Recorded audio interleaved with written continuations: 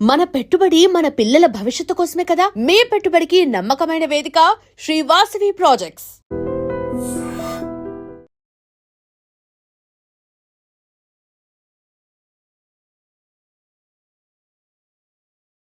ఒకప్పుడు ప్రజా సంఘాలు బయట ఓకే వీళ్ళు కార్మిక సంఘాలని ఈ సంఘాలతో ఉన్న బలం అనేది ఒక పార్టీకి ఉండేది.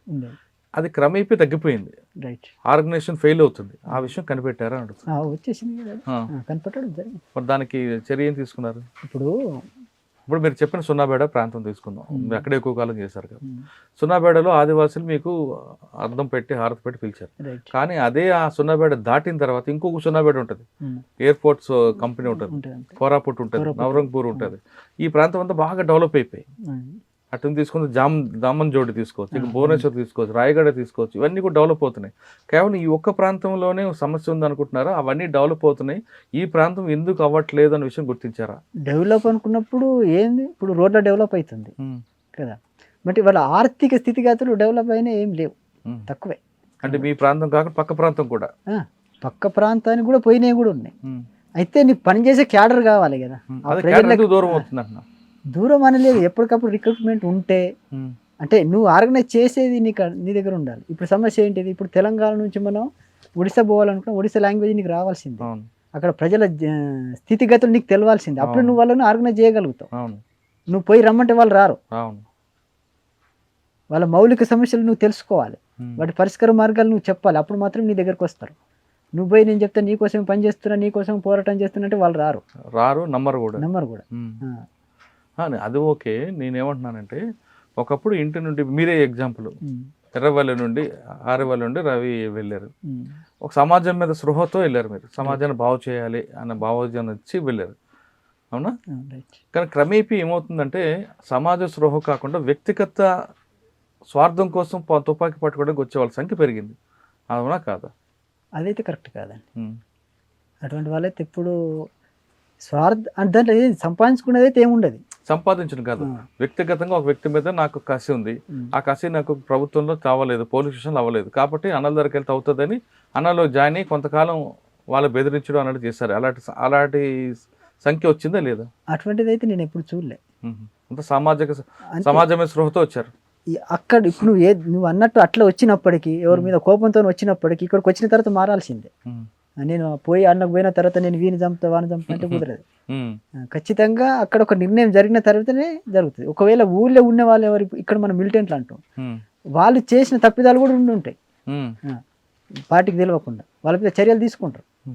ఇప్పుడు ఇక్కడ ఏటూరు నాగారంలో అది ఏ సంవత్సరం ఒక బస్సును పేల్చేసాను కదా, ఏదో చింతగూడమో ఏదో ఊరు అంటారు, ఏటూరు నాగరం తుపాకులగూడెం. అక్కడ కూడా చర్య తీసుకున్నారు. చర్య ఏం తీసుకున్నారు? ఫైరింగ్ జరిగింది, ఒక 7-8 మంది చనిపోయారు. వీళ్ళు ప్రతిగా ఒక బస్సులు పేల్చేయాలనుకున్నారు. వీళ్ళకి రిపోర్ట్ ఉన్నది కాబట్టి వాళ్ళ టాక్టిక్స్ వాళ్ళకు ఉంటాయి, పోలీసు వాళ్ళే. కాబట్టి ప్రజల బస్సులో వాళ్ళు ఎక్కిండ్రు, వాళ్ళ బస్సులో ప్రజలను ఎక్కించిండ్రు. కాబట్టి చెక్ చేసుకునే బాధ్యత వాళ్ళదే. చెక్ చేసుకోకుండా వీళ్ళకు మధ్యలో వాళ్ళు అక్కడనే 1 కిలోమీటర్ మధ్యలోనే వాళ్ళు చేంజ్ చేసుకుని వీళ్ళు చూడాలి. కాబట్టి ప్రజల బస్సును పోలీసు బస్సే అది, కాబట్టి ప్రజలను ఎక్కించిండ్రు. కాబట్టి ప్రజలు చనిపోయిండ్రు. కాబట్టి కొద్దిమంది ఆ ఘటనకు ఏవైతే నాయకత్వం వహించిండ్రో వాళ్ళని సస్పెండ్ చేయడం జరిగింది. అంటే అటువంటి తప్పిదాలు కూడా పార్టీ సమీక్ష జరిపితే దానికి బాధ్యులు ఎవరు వాళ్ళకు. మీ దగ్గర అటువంటి సంఘటనలు జరిగాయా? అక్కడ ఏం జరగలేదు. నేను ఎక్కువ ఏం జరగలేదు. ఎందుకు ఎక్కువ ఇటువైపు ఉన్న అంత వర్క్ అక్కడ ఎందుకు కనిపించింది అంటే, ఆంధ్ర సరిహద్దు ఉంది, ఏవోబి, కలిమెల, బలిమెల, ఆ ప్రాంతంలో ఉన్నంత యాక్టివ్ అటు ఎందుకు కనిపించదు? నౌపడ, సున్నాబేడ, కలిమెల, మన కాంకేర్, గరేబాద్. ఇప్పుడు అక్కడ అనుకున్నట్టయితే చదువుకుంటూ ఉన్నారు. అయితే దానికి ప్రోత్సహించింది కూడా చాలా ఉన్నది. అసలు స్కూళ్ళలో పోయి టీచర్స్, ఇప్పుడు ఆ సోనబేడ ప్రాంతంలో కూడా స్కూళ్ళు ఉంటాయి, పైన 5th వరకు ఉంటాయి, 7th వరకు ఉంటాయి. ఒక్కరే ఉంటారు, లేకపోతే 2 టీచర్స్ ఉంటారు. వాళ్ళు కూడా రెగ్యులర్గా రాదు. వాళ్ళని పిలిచి కూడా మీరు ఇక్కడ ఎందుకు ఉండలేరని చెప్పేసి మాట్లాడినవి ఉన్నాయి. వారు రెగ్యులర్గా వచ్చేటట్టు చేసినవి కూడా ఉన్నాయి. లేకపోతే ఇక్కడ మాకు సౌకర్యాలు ఏం లేవు. సౌకర్యాలు అంటే ఏంటిది? రోడ్డు ఉండాలనేది, లేకపోతే ఈ ఏమంటే దుకాణాలు ఎందుకు ఉంటాయి అక్కడ? వాళ్ళు ఉన్నది ఆదివాసులు, గుడిసెలు ఉంటాయి, నువ్వు ఉండాల్సిందే. నువ్వు మరి జాబ్ చేస్తున్నావు, నువ్వు శాలరీ తీసుకుంటున్నావు కాబట్టి మరి పిల్లలకు చదువు చెప్పకపోతే ఎట్లా? కానీ మీరు పనిచేస్తున్న సోనాపేటలో అక్కడ ఉన్న ఆదివాసీల వస్త్రధారణ మార్చడం కానీ లేదా వాళ్ళకున్న చెడు అలవాట్ల మార్చడం కానీ ప్రయత్నం చేసింది పార్టీ. రైట్. ఉదాహరణకు గుడాక్ అని ఉంటుంది, చూసారా? అక్బర్ గుడాక్ అని ఉంటుంది. అక్బర్ గుడాక్ తింటే పొగాకు, అది పాడవుతారు, హెల్త్ పాడవుతుంది. కానీ అక్కడ ఎక్కువ మీరు చెప్పిన సోనాపేట ప్రాంతంలో అక్బర్ గుడాకే తింటారు. అది మాన్పించడానికి ప్రజల నుంచి మాన్పించడానికి మీరు ఏం చేశారు మరి? మేము కార్యక్రమాలు తీసుకోవడం జరిగింది. కానీ తీసుకున్నది నడుస్తూనే ఉంటుంది కదా. వాళ్ళు ప్రజలు కుటుంబం అంతా ఇది చేస్తారు అన్నట్టు, యూజ్ చేస్తారు. నువ్వు అప్పుడు కరోనా సందర్భంగా ఒక్క కేజీ 1000 రూపాయలు పెరిగింది. ఏది? ఈ గుండు అనే గుడాకు పేస్ట్ లాగా ఉంటుంది, అది ఎర్రగా ఉంటుంది, అది ఎర్రగా ఉంటుంది. ఇంట్లోనే ఇంకో పెద్ద డబ్బు తెచ్చుకుంటారు, పిల్లలంతా మొత్తం ఈ పెద్దల నుంచి పిల్లలంతా వరకు రాస్తూనే ఉంటారు అన్నట్టు. అది మంచిది కదా కదా అని వర్క్ ఆరోగ్యం పాడు చేస్తుంది. అయితే అది వదిలిపెట్టాలి ప్రజలు. అయితే మరి అది అలవాటు మార్పించాలి కదా మీరు. ప్రయత్నం చేసినాం, అది ప్రోగ్రామ్ తీసుకున్నాం. దానివల్ల నష్టాలు, ఎందుకంటే అల్సర్ వస్తుంది దాని ద్వారా, తర్వాత క్యాన్సర్ వస్తుంది. అంత ఈజీగా అటువంటి మానడం అనేది కష్టమే. అయితే ప్రోగ్రామ్ తీసుకోవడం జరిగింది. కానీ బట్టలు వేసుకోవడం కూడా మార్పు తీసుకొచ్చారా? బట్టలు అనేది నేను చెప్తా, అక్కడ సోనాపేట ప్రాంతంలో బూంజీ అనే ఆదివాసీ తెగలు తెలుసు కదా. ఆ బూంజీ ఆదివాసీ తెగలలో పెళ్ళైన యువతులకు బ్లౌజ్ తీసేస్తారన్న. కాబట్టి వాళ్ళకి తీసేసే అంటే ఇష్టం లేదు మహిళలకు. కాబట్టి బ్లౌజ్ వేసుకునే విధంగా ఉండాలి. కాబట్టి అక్కడ పరిష్కరించింది ఏంది, వేసుకోవాలని అన్నామనుకో ఆ తెగ పెద్దలు వ్యతిరేకంగా మారిపోతారు కదా. మరి అటువంటి సమస్య, ఆ సమస్యను ఆ పెద్ద మనుషులతో ఫస్ట్ మాట్లాడి, ఇప్పుడు సమాజం అభివృద్ధి అవుతుంది, టీచర్స్ కూడా పనిచేస్తున్నారు, పట్టణానికి వెళ్ళాలి, మరి బ్లౌజ్ లేకుండా పోతే విచిత్రంగా చూస్తారు కదా మీ జాతి వాళ్ళను అని మాట్లాడినప్పుడు వాళ్ళు కూడా ఒప్పుకున్నారు. వాళ్ళ లేడీస్ కూడా వచ్చి కూడా ఒప్పుకున్నారు. ఈ పరిస్థితి అంతా వీళ్ళే చేస్తున్నారు. ఎవరు చేస్తున్నారు? పురుషులు, తెగ పెద్దలు. వీళ్ళేమో సూట్ బూట్ వేసుకుంటారు, మాకేమో బ్లౌజ్ వద్దంటారు. చలికాలంలో చలికి మేము చచ్చిపోతున్నాం. చెప్పులు కూడా వేసుకొని ఇయ్యరు, మహిళలకు చెప్పులు కూడా ఉండవు. వీళ్ళు తునికాకి పోయిపోతారు, కాలంతా మంటలే కదా. కాబట్టి వాళ్ళతో వీళ్ళతో కూర్చొని చేసిన తర్వాత శాంతియుతంగా మార్పు వచ్చేసింది. కాబట్టి ఒక ముసలి వాళ్ళు ఏం మాట్లాడిండు, వీళ్ళకైతే కానీ ఇక మేము ఎట్లా ముసలిం అయిపోతాం, రేపు మేము చచ్చిపోతాం, మమ్మల్ని వదిలిపెట్టాను, మేము వేసుకోము, మిగతా వాళ్ళందరికీ వేసుకోము, వాళ్ళు కూడా చెప్పేసింది. అంటే ఇప్పుడు మీరు ఆ ప్రాంతంలో పెళ్ళైన ఆడవాళ్ళందరూ కూడా జాకెట్ వేసుకుంటారు. మళ్ళీ కొద్ది కాలం తర్వాత అంటే ఇది మళ్ళీ వాళ్ళ ఒత్తిడి కూడా వస్తుంది.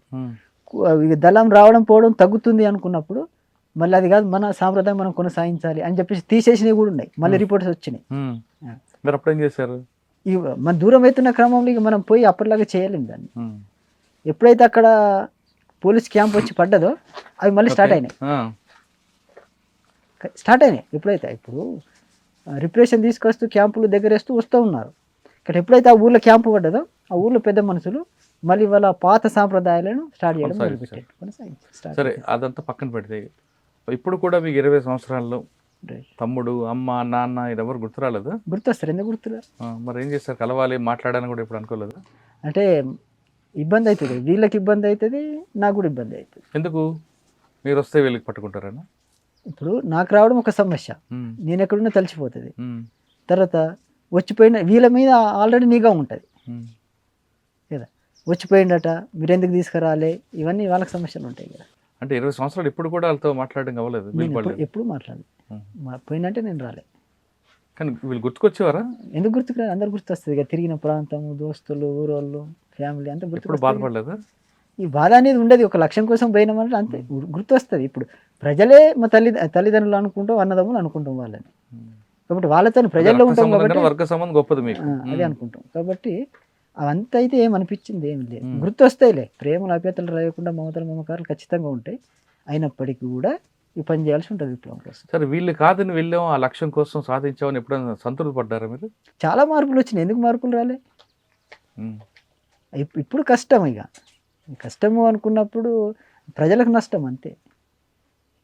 ప్రజలకు నష్టమే. ఇప్పుడు మా వ్యక్తిగతంగా మాకేం నష్టం లేదు. ఇప్పుడు కొద్ది రోజులు ఒక 20 సంవత్సరాల పాటు త్యాగం చేసినావు, సరే మళ్ళీ వచ్చేసినావు. కాబట్టి ఒక ప్రత్యామ్నాయము, ప్రతిపక్షం లేకుండా అయిపోతుంది, అంతే.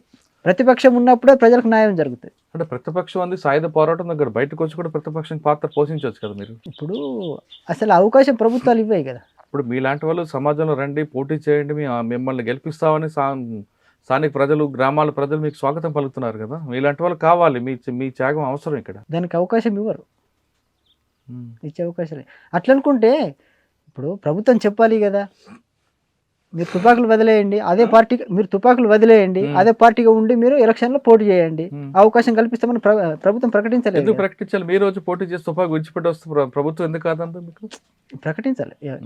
కేంద్ర ప్రభుత్వం అయితే ప్రకటించింది లేదు. ప్రజాస్వామ్యబద్ధంగా ఎన్నికల్లో పోటీ చేయడానికి సిద్ధమా కాదా ఇప్పుడున్న పరిస్థితుల్లో? చేయొచ్చు, సమస్య చేయొచ్చా?